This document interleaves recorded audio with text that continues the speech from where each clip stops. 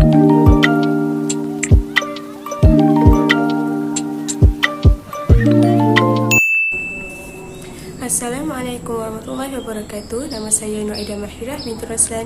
Nombor matrik saya di 2010313. Saya daripada kumpulan 5 kos Pendidikan Awal Kanak-kanak Fakulti Bahasa dan Pendidikan. Pada hari ini saya ingin mengulaskan tentang perkembangan sosial dan emosi kanak-kanak, iaitu kesan penjarakan sosial dalam tempoh Perintah Kawalan Pergerakan dan cara pendekatan dalam membantu. Seperti yang kita ketahui, penularan wabak COVID-19 ini pantas telah memberi kesan yang mendalam kepada seluruh dunia. COVID-19 adalah berasal daripada coronavirus syndrome, pernafasan akut teruk 2, yang boleh menyebabkan pelbagai penyakit dari selsema hingga penyakit yang lebih serius. Pada ketika ini, seluruh dunia mengalami kejutan yang belum pernah dihadapi sebelum ini. Di Malaysia, virus ini telah tersebar pada akhir Januari 2020 ketika pelancong dari China yang tiba di Johor melalui Singapura diuji positif virus tersebut. Melihat kepada penyebaran pantas virus ini ke hampir ke semua negeri, maka pada 16 Mac, Perdana Menteri Malaysia telah mengumumkan pelaksanaan Perintah Kawalan Pergerakan PKP dari 18 Mac hingga 31 Disember 2020 bagi mengekang peningkatan kes positif yang semakin berleluasa. Akibat dari adanya PKP yang bermula Mac 2020, kanak-kanak dan remaja Malaysia menghadapi penangguhan persekolahan serta segala aktiviti pergerakan luar rumah adalah dihadkan bagi mengelakkan wabak ini daripada semakin tersebar. Wabak berbahaya ini telah mengganggu sistem kehidupan normal kanak-kanak bukan sahaja di Malaysia, malah di seluruh pelosok dunia. Walaupun sistem persekolahan telah dibuka semula bermula Julai, namun pematuhan terhadap SOP yang menekankan kepada penjarakan sosial 1 meter yang telah ditetapkan haruslah dipatuhi oleh semua institusi dan sektor pekerjaan yang lain. Kanak-kanak didefinisikan sebagai seorang yang berada di bawah umur 18 tahun seperti yang termaktub dalam Akta Kanak-kanak 2001. Zaman kanak-kanak merupakan zaman bermain yang sepatutnya dipenuhi dengan keseronokan dan kegembiraan. Aspek sosial dan emosi adalah komponen yang paling penting dalam peringkat perkembangan pada usia ini dan ianya akan menentukan kesihatan mental mereka terutamanya apabila dewasa kelak. Perkembangan sosial dan emosi merujuk kepada keupayaan kanak-kanak untuk memahami diri dan orang lain serta berkeupayaan untuk berkongsi emosi dengan orang lain. Perkembangan ini juga membabitkan kemahiran komunikasi dan berfikir dalam kehidupan seharian mereka. Selain itu, pembangunan aspek sosial dan emosi kanak-kanak adalah dipengaruhi oleh 3 faktor utama, iaitu faktor biologi, perhubungan dengan manusia dan perhubungan dengan persekitaran. Pembangunan sosial dan emosi yang utuh dapat menyumbang kepada pengurusan emosi yang baik di masa hadapan. Di samping ianya juga dapat memupuk kemahiran-kemahiran yang diperlukan dalam kehidupan seperti kemahiran sosial, kemahiran komunikasi, menyelesaikan masalah dan sebagainya lagi. Perkembangan sosial dan emosi juga boleh disuntik melalui sokongan persekitaran yang sihat. Akan tetapi, pandemik COVID yang melanda dunia telah memberikan kesan yang mendalam terhadap masyarakat di seluruh dunia, terutamanya dari aspek kesihatan, kewangan serta mental. Walaupun kadar penularan yang melibatkan kanak-kanak adalah kecil, ianya tidak bermaksud kanak-kanak bebas dari tekanan. Malah, kanak-kanak adalah individu yang lebih terkesan terutamanya terhadap perkembangan sosial dan emosi mereka. Penyataan pandemik oleh WHO telah mengarahkan kerajaan untuk melaksanakan PKP yang memfokuskan kepada penjarakan sosial telah menghalang kanak-kanak untuk berinteraksi, bersosial, keluar rumah serta bermain bersama rakan bagi mencegah penularan wabak ini daripada semakin tersebar. Menurut Hidayah dan Hammershine 2020, perkara ini memberikan kesan seperti tekanan, kebimbangan, keresahan, kebosanan dan kemurungan terhadap kanak-kanak. Kajian juga turut mendapati bahawa kanak-kanak menunjukkan simptom tidak boleh berenggan dan simptom ketakutan dijangkiti wabak kepada ahli keluarga, hilang fokus, mengamuk, tidak yakin, ketakutan dan sebagainya lagi. Ianya kerana jika ahli keluarga dijangkiti wabak penyakit ini, mereka perlu diasingkan ataupun dikuarantin secara berasingan supaya wabak ini tidak berjangkit kepada ahli keluarga yang lain. Jadi, kanak-kanak akan merasa lebih takut kepada wabak ini kerana mereka takut kepada perpisahan. Oleh itu, masyarakat ditekankan untuk menjaga kesejahteraan kanak-kanak melalui penjagaan serta rawatan yang betul. Keadaan ini bukan sahaja memberikan kesan pada jangka masa yang pendek pada kanak-kanak, akan tetapi ianya juga turut menyumbangkan kepada penurunan tahap kesihatan mental kanak-kanak serta peningkatan sosial dalam kalangan masyarakat di negara kita sekiranya masalah ini tidak dicegah daripada awal. Dengan adanya PKP ini, ia telah memberikan kesan terhadap perkembangan sosial dan emosi kanak-kanak dalam usaha menghentikan penularan wabak COVID-19 serta mengurangkan beban institusi kesihatan. Hampir keseluruhan negara telah mengambil langkah penjarakan sosial. Semua masyarakat di seluruh dunia telah diarahkan untuk kekal berada di rumah. Oleh itu, sistem persekolahan perlu ditutup dan kelas dialihkan ke model pembelajaran secara atas talian yang boleh dilakukan secara jarak jauh dari rumah. Rentetan itu, kanak-kanak terpaksa melalui perubahan drastik dan terpaksa duduk di dalam rumah untuk jangka masa yang lama. Perkara ini telah melanggar lumrah sifat kanak-kanak yang suka bermain, pergi ke sekolah dan meneroka pelbagai perkara bersama kawan-kawan. Akan tetapi, pergerakan kanak-kanak telah dihadkan disebabkan oleh adanya PKP ini. Oleh itu, ia telah mengakibatkan tekanan, kebimbangan dan kemurungan kepada diri kanak-kanak, maka perkembangan sosial dan emosi mereka akan terjejas. Peranan sekolah bukan sahaja tempat untuk belajar, tetapi ini juga merupakan tempat untuk kanak-kanak meneroka dunia luar. Di sekolah, kanak-kanak berasa bebas dan mereka mempunyai ruang untuk berinteraksi dengan rakan serta dapat hiburan psikologi selain memberikan pedagogi dan keilmuan. Di samping itu, sekolah juga turut memainkan peranan yang tepat dalam mendidik mengenai kebersihan diri, aktiviti fizikal, makanan sihat serta tingkah laku kendiri.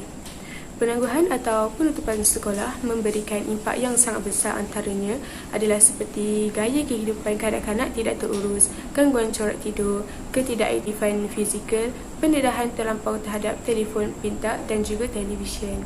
Perkara ini disokong oleh kajian yang melaporkan kebanyakan ibu bapa memerhatikan perbezaan keadaan emosi dan aktiviti anak-anak mereka semasa PKP. Ibu bapa mengesan anak-anak mereka menunjukkan simptom keletihan, kegelisahan, kemurungan, kesunyian dan rasa bimbang ketika tempoh PKP. Tidak kurang juga kesan daripada PKP ini dapat mencetuskan kepada keganasan rumah tangga. Kajian luar negara mendapati penderaan kanak-kanak, pengabaian eksploitasi dan keganasan rumah tangga meningkat secara mendadak pada masa wabak dan Perintah Kawalan Pergerakan dilangsungkan. Perkara ini dipengaruhi oleh kerisauan ibu bapa terhadap kesihatan serta kewangan selain daripada menghadapi tekanan ketika berada di rumah. Perkara ini dipengaruhi oleh kerisauan ibu bapa terhadap kesihatan serta kewangan selain daripada menghadapi tekanan ketika berada di rumah.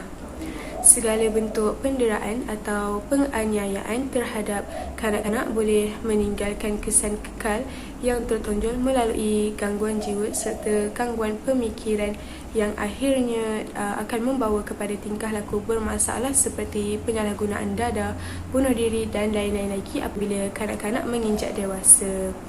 Bantuan perkhidmatan terhadap kanak-kanak yang boleh dilakukan untuk mencegah perkara yang berkemungkinan akan berlaku kepada kanak-kanak pada masa akan datang adalah yang menjelaskan bahawa kaunseling menjadi satu keperluan kepada kanak-kanak yang berhadapan dengan tekanan terutamanya ketika musim pandemik COVID-19 ini. Selaras dengan itu, perkhidmatan kaunseling yang diberikan kepada kanak-kanak haruslah bersesuaian dengan tahap perkembangan mereka. Ini kerana kanak-kanak adalah golongan yang memiliki autonomi yang kurang jika dibandingkan dengan orang dewasa. Perkembangan mereka yang terbatas juga menyebabkan proses meluahkan pemikiran dan juga perasaan melalui kata-kata turut terbatas. Lantaran itu, ia mencetuskan ketidakkeupayaan golongan dewasa untuk memahami serta memberikan respon secara berkesan ke atas perasaan kanak-kanak. Justru itu, pendekatan yang selari dengan perkembangan kanak-kanak haruslah dikenal pasti. Salah satu cara yang boleh dilakukan yang paling dekat dengan kanak-kanak adalah dengan melakukan aktiviti bermain. Selain daripada fitrah semula jadi kanak-kanak yang suka bermain, menurut Landreth 2002, bermain juga merupakan bahasa semula jadi mereka. Tambahan lagi, ahli teori psikologi terkemuka iaitu Freud dan Erikson berpendapat bahawa bermain dapat membantu kanak-kanak dalam mengatasi kebimbangan serta konflik dalam kehidupan seharian dan secara tidak langsung ianya dapat meningkatkan penghargaan kendiri. Di samping itu, semasa kanak-kanak sedang bermain, ia turut membenarkan kanak-kanak dalam menggalakkan kanak-kanak untuk menggunakan kreativiti dan berimajinasi yang dapat menyumbang kepada peningkatan kemahiran, ketangkasan dan kekuatan emosi, fizikal dan tingkah laku mereka. Justru terapi bermain adalah dilihat sebagai pendekatan yang sesuai dalam menangani isu-isu berkaitan sosial dan emosi kanak-kanak. Untuk memastikan perkembangan sosial dan emosi kanak-kanak tidak terjejas walaupun semasa PKP, kanak-kanak perlu didedahkan dengan terapi bermain. Terapi bermain telah dikenal pasti, berkesan dan sesuai untuk membantu kanak-kanak pada peringkat awal yang mengalami masalah kesihatan mental. Terapi ini telah digunakan secara meluas di Barat sejak tahun 1990-an dengan mengaplikasikan kaedah psikoterapi perkembangan bagi memenuhi keperluan sosial emosi kanak-kanak. Selain itu, terapi bermain juga merupakan satu bentuk kaedah terapeutik yang bertujuan untuk membantu kanak-kanak dalam memahami dan menangani masalah psikososial yang mereka alami. Menurut Exlin 1969, kanak-kanak tidak boleh meluahkan masalah dan ketidakpuasan hati yang mereka rasa secara verbal, tetapi sebaliknya mereka hanya menzahirkan rasa itu ketika bermain. Begitu juga pandangan Landreth 2002 yang menyatakan bahawa semasa bermain, kanak-kanak boleh melakonkan perasaan mereka, malah lebih hebat daripada keadaan yang sebenar. Ini kerana semasa bermain, kanak-kanak rasa lebih yakin dan mampu mengawal kehidupan mereka. Melalui bermain juga, kanak-kanak secara beransur-ansur akan melepaskan emosi negatif mereka dan membentuk rasa kebanggaan kendiri di mana ianya sangat penting untuk perkembangan diri yang positif. Terapi bermain telah terbukti berkesan dalam merawat masalah sosial dan emosi kanak-kanak. Walau bagaimanapun, Breton 2005 mendapati bahawa terapi bermain turut sesuai diaplikasikan dalam pelbagai situasi, peringkat umur, jantina, populasi dan dalam pelbagai situasi klinikal maupun bukan klinikal. Perkara ini telah menjelaskan bahawa terapi bermain merupakan pendekatan yang wajar dikembangkan serta diaplikasikan oleh pengamal kaunseling, memandangkan faedahnya adalah secara menyeluruh lebih-lebih lagi pada keadaan negara yang sedang berdepan dengan cabaran COVID-19 ini. Ianya sangatlah penting untuk diaplikasikan kepada kanak-kanak kerana kanak-kanak merupakan individu yang lebih terkesan kerana mereka tidak dapat melakukan pergerakan bebas disebabkan pandemik yang melanda negara. Ibu bapa perlu memastikan perkembangan sosial dan emosi kanak-kanak dapat berkembang dengan baik serta kesihatan mental kanak-kanak terjaga walaupun kita sedang berada di fasa PKP. Kesimpulannya, pandemik COVID-19 telah mengganggu perkembangan sosial dan emosi dalam kalangan kanak-kanak. Telah menjadi tanggungjawab kesemua lapisan bermula daripada ibu bapa, guru, pihak berwajib dan masyarakat untuk peka terhadap perubahan sosial dan emosi kanak-kanak yang merupakan bakal peneraju negara pada masa akan datang. Perkhidmatan kaunseling adalah salah satu perkhidmatan yang paling utama apabila ia melibatkan isu berkaitan psikologi. Oleh itu, kaunselor perlu menyediakan perkhidmatan yang selari dengan keperluan kanak-kanak agar perkhidmatan yang ditawarkan adalah berkesan, seterusnya dapat membantu menyelamatkan golongan ini daripada mengalami masalah yang akan dihadapi dalam jangka masa yang panjang. Kita perlulah peka dalam memerhati kanak-kanak supaya PKP ini tidak menjejaskan perkembangan sosial dan emosi serta mental kanak-kanak. Ibu bapa perlu memainkan peranan yang sangat penting dalam memastikan perkembangan kanak-kanak dapat berkembang dengan baik. Ibu bapa mahupun guru perlulah kreatif semasa bermain maupun semasa mendidik kanak-kanak supaya kanak-kanak tidak mudah merasa bosan dalam melakukan sesuatu perkara dalam tempoh PKP ini.